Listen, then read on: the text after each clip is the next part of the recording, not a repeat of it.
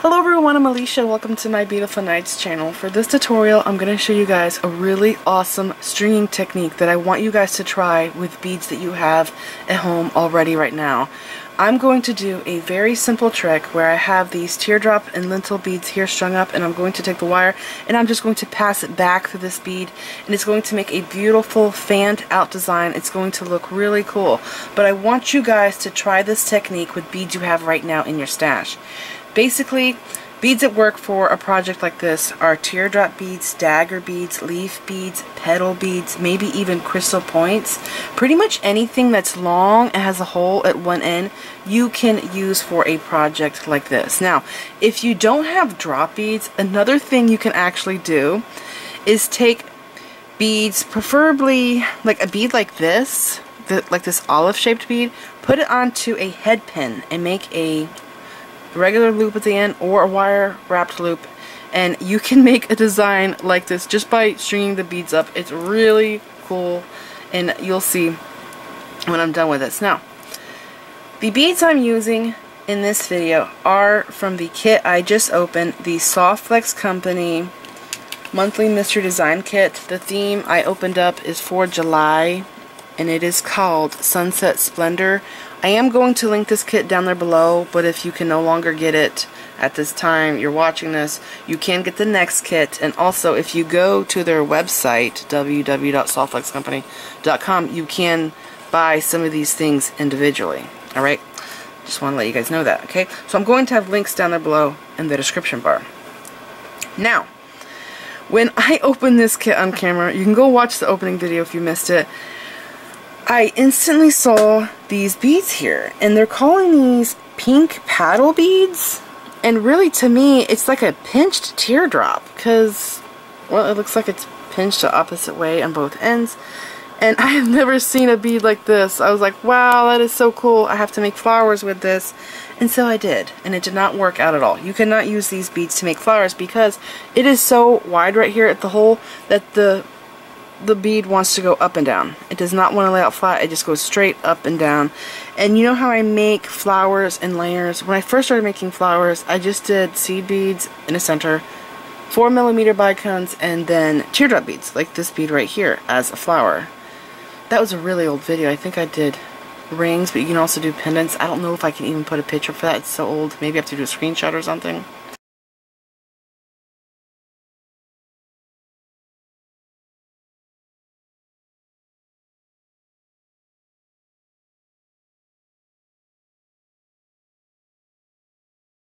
And so I wanted to do a layered flower, and so I tried doing this on top of this, and it just did not work because this only wants to go up and down because it's so wide at the hole. And so I thought, well, I could do a flower with these two. And I tried, and it looked terrible because they're both transparent, and also these are so close in size that this was really like over top of that. It just did not work out. If this was an 8mm, and if this was solid, it would be perfect.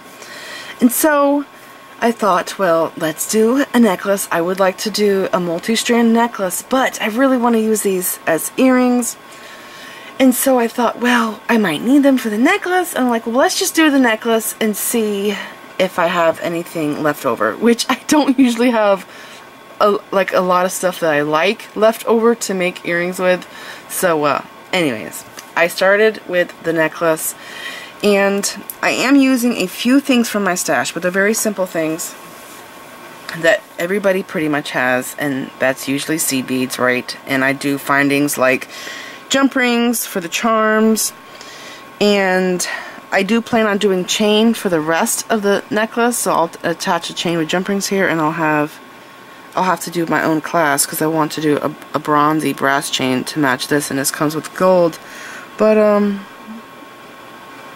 I'm also going to have a split ring at the back, so not many things. So I'm using my favorite 11 Omiyuki dark bronze seed beads as little spacer beads in between these beads.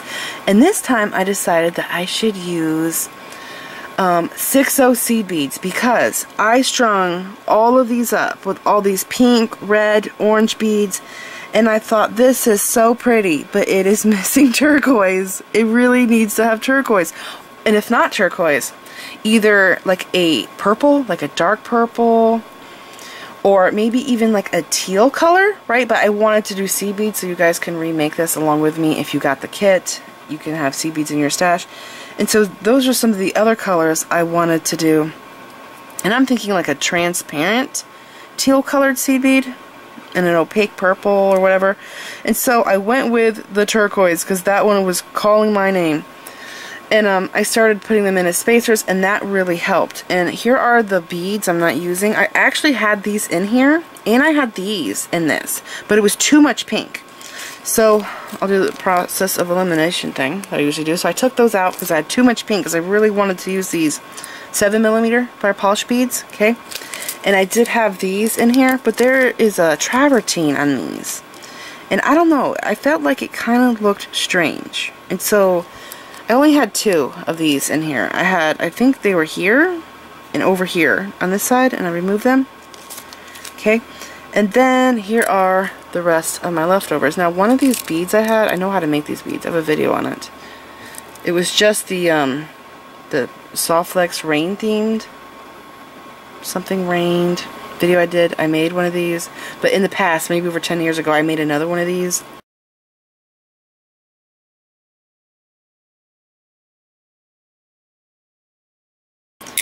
Anyways, I did cut up the second one of these because it was actually not made right. It was messed up, and I was going to use these pearls in the project in place of the 6.0 seed beads you see here, but it was just too much of like a similar color. It was too blendy. I needed this to pop, so I brought the 6.0, they're actually Preciosa turquoise seed beads in, okay?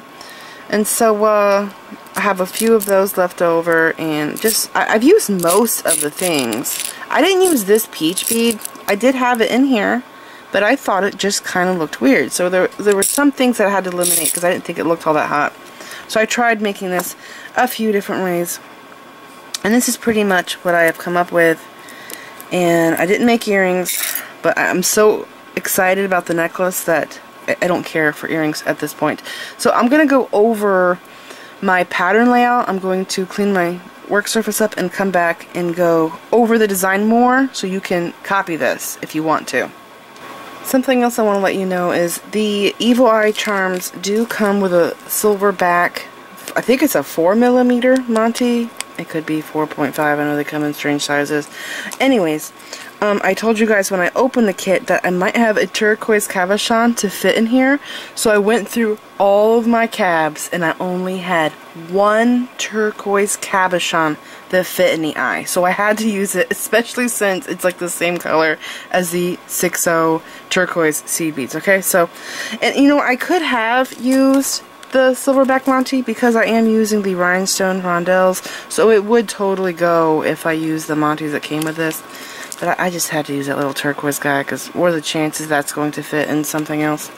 Alright, so let's go over the designs on the strands. And also I did run into some problems that I was very shocked and surprised about, so I'll go over that with you guys. So here is the first strand I did here at the top. So I tried doing this pattern, and I'm going to have to lay this down and zoom in. I tried doing this pattern right here several different ways. It was driving me crazy. It actually held up this necklace more than anything, was trying to get this right because I wanted to use small beads here, but I also wanted these drop looking beads to be here because I thought it made it look so much better. Okay, I'm gonna get my zoom right. Here we go, this is it. Okay, so what I had to do, because of the numbers of beads I had of each kind, is I had to alternate the beads on the sides of the drop. So see how I have pinch beads on this one, and then this one is seed beads, and then this is pinch, and then seed beads and pinch. So bringing the seed beads in was like huge with getting this part to look the way I wanted it to. You know what I'm saying? So again, I'm only using 2 beads for my stash, 11.0 seed beads and 6.0 seed beads. So the pattern starts up here. I like to use the seed beads as spacers because I feel like it adds so much more interest and also brings more metallic into this project. So I started with a 11.0, the pinch, 11.0, 6.0, 11-0. This bead, I thought it was just a round bead, but it's actually a round bead that has a side hole. So it's kind of a round drop bead. And then a seed bead, a pinch, a seed bead, a 6-0, a seed bead, 11 that is, the round drop bead again, seed bead, pinch bead. I did this, okay, and then this here, this is repeated. This is the beginning, but this repeats again here, okay. And then I had these here for the drop, and then I'll repeat this pattern here again here in between. So after the pinch, there's no seed beads, 11-0s by the way, against this drop bead. I did the pinch, drop bead, pinch, and then I did seed bead, the round drop seed bead, and then the turquoise seed bead, okay. And what I did, this here, this pattern is repeated again here, but what I did in order to make this work is I flipped it. So I flipped this way. See the pattern? Okay, and then when I got here, I flipped it again. So I flipped it this way. And then I flipped it again that way. Makes sense? And I ended it to match this side. Okay, so that's the pattern for the top. And then for this one, I really love this strand. I love opaque beads so much. I prefer them over transparent. I don't know why, I'm just that way. So this here is a repeated pattern, and I had to do some altering to this to make it work because there were times where this was too long. That was also another thing. This here was either too long at times or too short. So I had to do a lot of playing with these two strands, more than I had to do with the longer strand, in order to get a layered look. So this is my pattern. So it's an 11-0, a 6-0, 11-0, red disc, 11-0, square, 11-0, 7mm, seed bead. You can see this here is repeated. 1, 2, 3, 4 times. Now down here I needed more space, so I had to actually add another turquoise, which I didn't want to. I wanted this to be the pink beads touching, because I have this turquoise here. That's like one thing I'm not crazy about. Turquoise, you know, at the top and bottom. But I needed just a little extra bead, so that's why it looks like this. And then I just matched it over here, and again I took this and I flipped it, you know, and I went, you know, that way. Makes sense? And I have 11-0s in between all of them. And I just think it's so cute. This here would have made an adorable bracelet just by itself. So that is the two top layers. Now, when I want to go do the crimping, I went to use my fancy crimping pliers. Where are they? These here. This is a 3-in-1 crimper, I think it's called. It's made by Xuron. These are my favorite crimping tools. There's 3 holes for number 1, 2, and 3 crimp, and see how it creases? It kind of like folds it a little bit there, and then you put it in, you know, another hole, and you completely fold it in half. When I did that with these gold-filled crimps, my crimp cracked like it was a crimp bead. And so I thought, well, I don't want to do that again. I'm going to flatten the crimps. And something else I realized is because I flattened the crimps, my strands are laying just right. So a lot of the times when I make multi-strand necklaces and I fold the crimps, when I pick the necklace up, these here do this weird twisting thing. Now I am using soft flex wire, so it is better quality than like tiger tail, but with tiger tail I really noticed that twisting action. Now when I did fold the first crimp, it was actually kind of doing that twisting thing on me, where this here was just like not laying all that great, and so I flattened all my crimps, and if you look, there is a crease in these, and they're gold filled, so I don't know why it cracked. Maybe they're a little bit thinner than the sterling silver soft flex crimps. Never had it happen to me before. I was very surprised that it happened. Maybe it was a one-time thing. Maybe it was just that I had a bad crimp.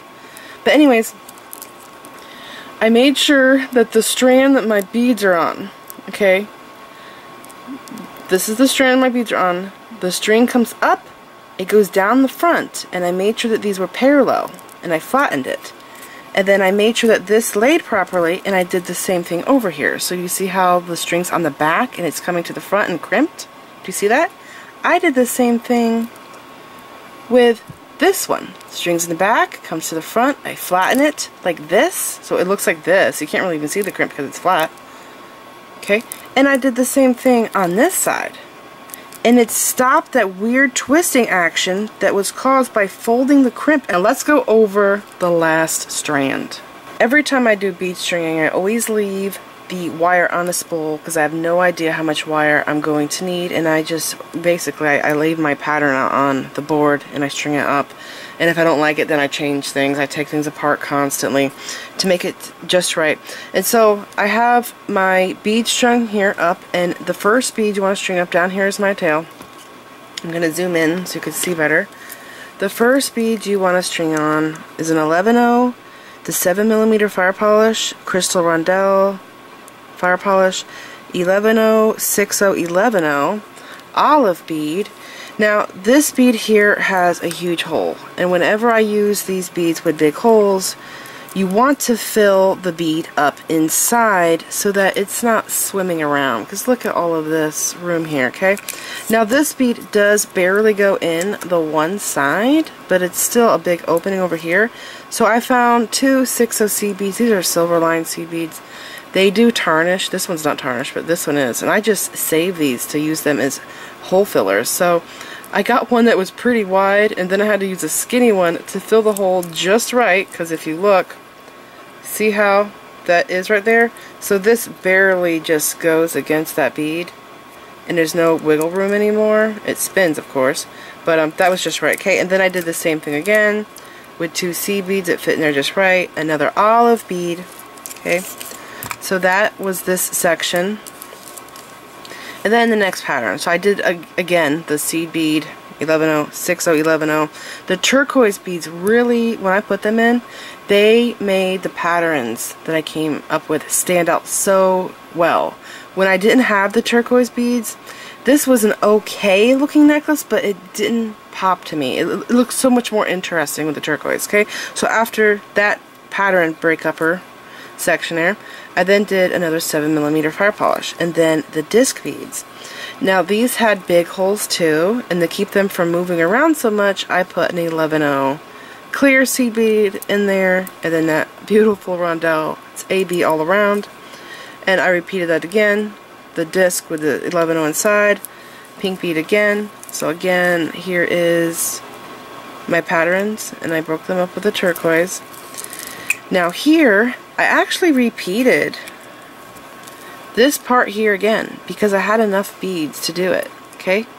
But I thought I didn't have enough to do this whole section again because I split it up in the middle. This is going to be split in the middle of my necklace, and I did have 4 of these. So I thought this will be the end right before the fanned pendant I'm going to make, okay? So I need to zoom out because I think it's kind of looking confusing now. Okay, so I had this, and I started repeating this pattern here again, but only half of it with the crystal, and again I filled this bead here with the two 6-0 seed beads. And then when I got down here to do this fancy fan pattern, it's going to look like this. I needed a tiny bead right here.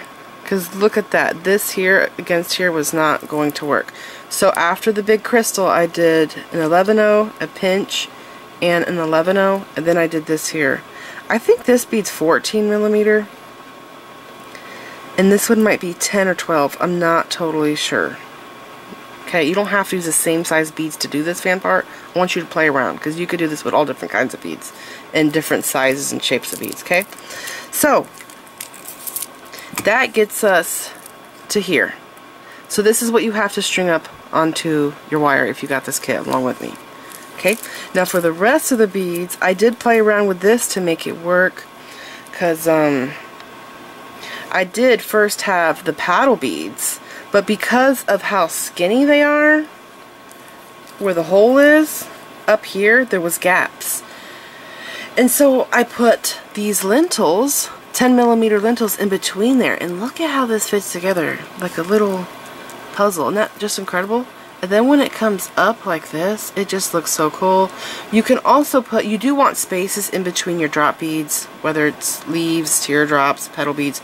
You're probably going to want a bead in between them. You can try doing a smaller teardrop or a lintel like I did here. And you can also do 8OC beads, 6OC beads. Just play around and see what looks best, okay?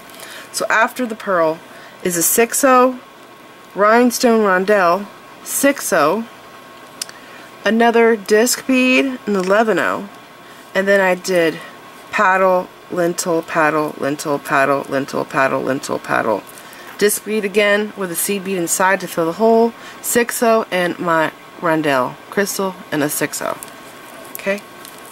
Just like this. Now, I'm going to zoom out.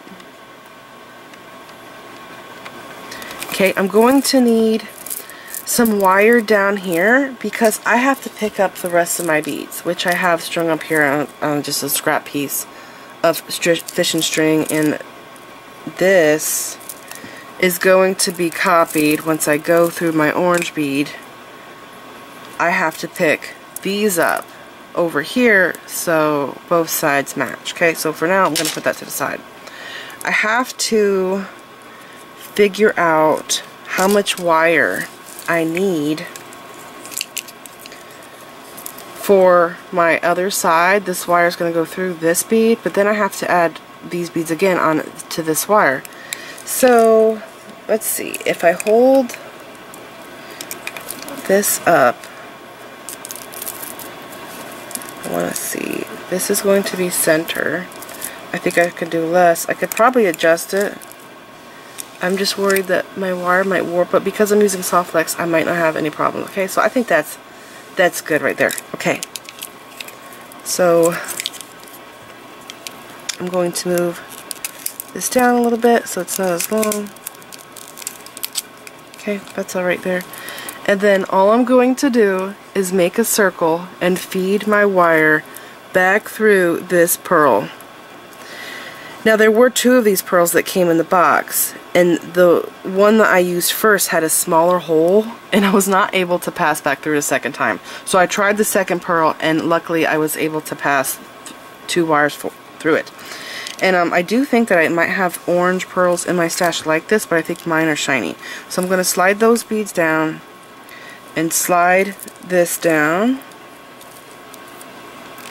Okay, and then go like this. And here is my pendant. It's so darn cute. It's going to look really awesome when I get both sides done. Now I might actually have too much wire over here, and I think I do, but I think it should be easy for me to slide this down and adjust it. Yeah, if I have too much. Okay, so I'm just going to continue stringing this pattern again down here, but it's going to be in reverse. So I have to start picking it up, you know, this going that way, starting this pattern going that way. So I'm going to go through my beads, and I'll come back and show you how I attach it, because there was this weird thing with the crimps, like I said. Alright, I am back. I have all my beads strung on, and I am realizing that this strand here is heavy because there are large beads here. And then all of those drop beads, they're pretty long, so it is pretty heavy. So what I'm trying to say is, when I go to crimp this onto the chandelier finding, I will be able to slide all of these beads down and adjust this, and I should not have any weird warping because there's so much weight in this strand. Okay, I have my crimp tubes here, and I'm going to pick it up, one of them, and see how the wire just has a natural curve. Just like I did with these, how I crimp these, I'm going to do it the same way. I'm not going to fold them, I'm going to flatten them. You want to go up through the back of the chandelier finding, okay, and then you want to go down. This is the front. There is a front and back to this. Go down through your crimp tube, okay. Now, you can't pass soft flex wire through 11O crimps, or 11O seed beads, excuse me, twice. You can, I think, with 8Os, but not with 11s. So, I'm just going to get this all situated here. I'm going to use these little pliers. I have these cheaper pliers sitting out on my desk all the time, so I always grab these because my cat likes to chew on my pliers. Okay, so just like this. I don't need a long tail because I'm going to flatten it, so I'll go just like this. Okay. And see how I did that? I just want my teardrop loop here to match the previous one, so looks like it's a little bit smaller, so I'm just going to pull on this a little bit more and a little bit smaller, and there we go. Now I'm going to flatten it, but see, when you let go of that wire it crisscrosses, so just hold it like this. You can hold it with a second pair of pliers or your nails, up to you. Just like this, it is flat, and I'm going to flatten this. Now look, see, did that crease thing in the middle? Is it because it's gold filled? Because I've never had this problem with the sterling silver. I don't know. It's not a big deal because it did work out for the best. I was just wondering why. Alrighty. Okay, so I crimped it from both sides. And then I have to cut this tiny little wire. I can't feed it back through. So I just go like this. Okay. And I get in there. And I cut it off. Like this. Okay, so this is on the front. You're not going to get poked by it. It's on the front of the necklace, and because it's flattened, this is what it looks like. It's so sleek, you don't even see it. So you don't even need crimp cover. So I have to slide these beads down. Okay, this is the part I was talking about. I'm going to lay this down like this. Slide my beads down. Sorry I can't zoom out any further. It's best my tripod does. Okay, I'm sliding this center bead now. I'm sliding this to the left side because it's crimped over here, just like that. Then I pull this and then I slide these down. Okay, I already know this is going to work lengthwise because what I did to test when I'm experimenting. Oh my gosh, I can zoom out. Good grief. I thought I was already far out. What I did to test the length to see if it would work, I actually pre-strung all of these beads onto fishing line, okay? And then I just stuck the fishing line through the front of this, and then I turned it around, held it up, pulled all the strings up tight so all the beads were touching my chandelier, and I put it up to my neck. See what it looked like, and all the lengths were just right. So then I took the beads off and restrung them onto the wire I wanted to use. And that's how I know it's going to work. Okay, so I am just making sure this is all adjusted. You don't really need any slack down here. Just a little bit of movement. You don't really need a gap, I guess, what I'm trying to say. Okay, I'm going to cut wire over here. And I don't like wasting this stuff. So I think that's about good. Some of you might want to cut longer. Okay, just going to hold this up. See how it falls? It looks so good.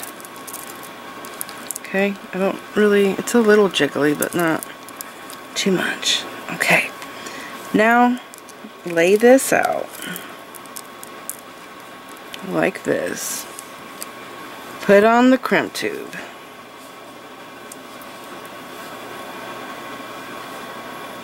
Go up through the back. This is the front. The back is, see that? It looks different. Go up through the back. And then feed the wire down the front, and really I could have done less wire. I could have really been scrimping on this. Grab your tail. Don't you slide back down. Here's the tail. Okay, I'm going to zoom in. I'm going to do the same thing.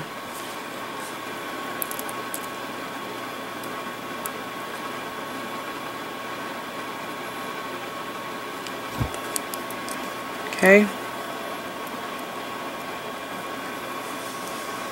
Look at this. It's so pretty. I'm gonna get the tension just right because I do not want to restring this. So I slide the beads down.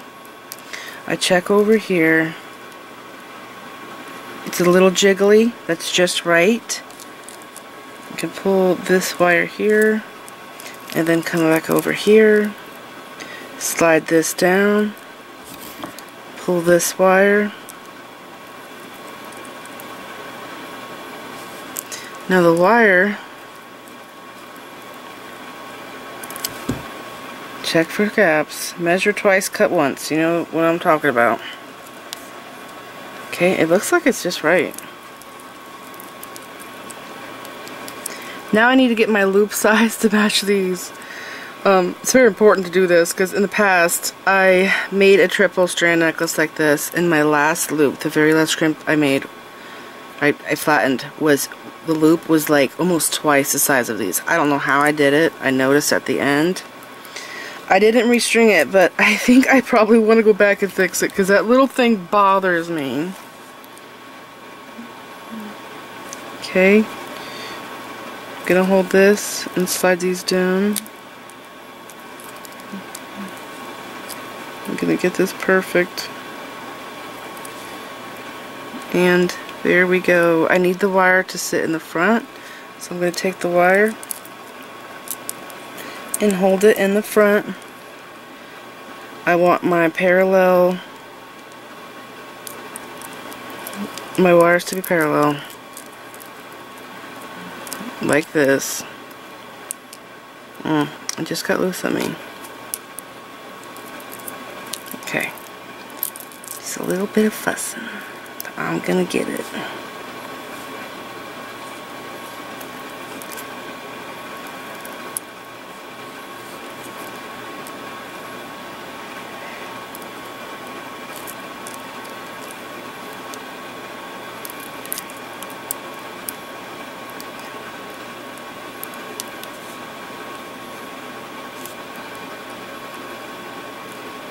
Okay, I pulled it up higher than I wanted it to be.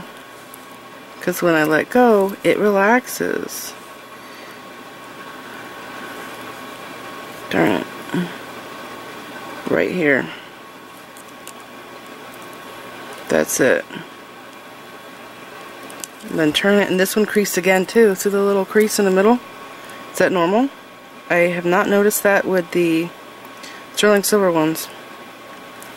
I don't know. I might have just had a bad crimp the first time I did it. Okay. And there we go.